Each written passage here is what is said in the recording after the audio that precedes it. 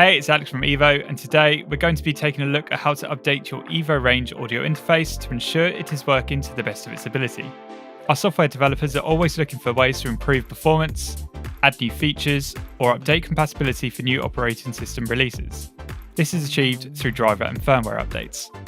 Drivers are the software that are installed onto your computer, which allows your EVO interface to communicate with it, whereas firmware is software that is installed directly onto the interface, and which controls its general operation. It's important to have both of these up to date in order to get the most out of your EVO interface. To update the drivers, first check what version of the app you are currently using by clicking on the EVO app in the menu bar on a Mac, or in the system tray on Windows. Then select About EVO, and the version number will be displayed.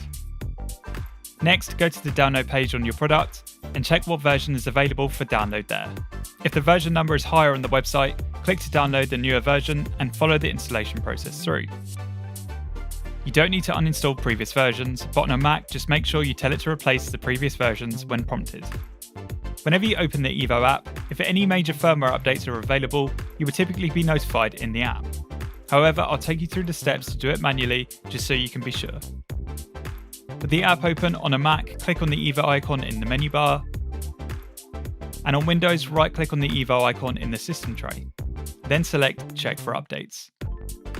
If your computer is connected to the internet, it will check to see what the latest version of firmware available is.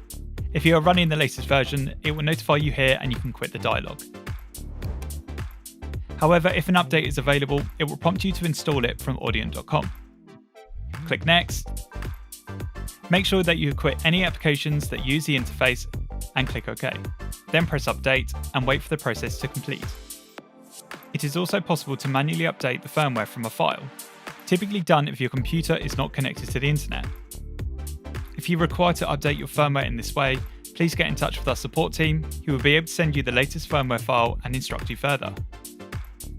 If you have any issues with updating the drivers or firmware on your EVO interface, then please contact our support team, who would be happy to help get everything up and running for you.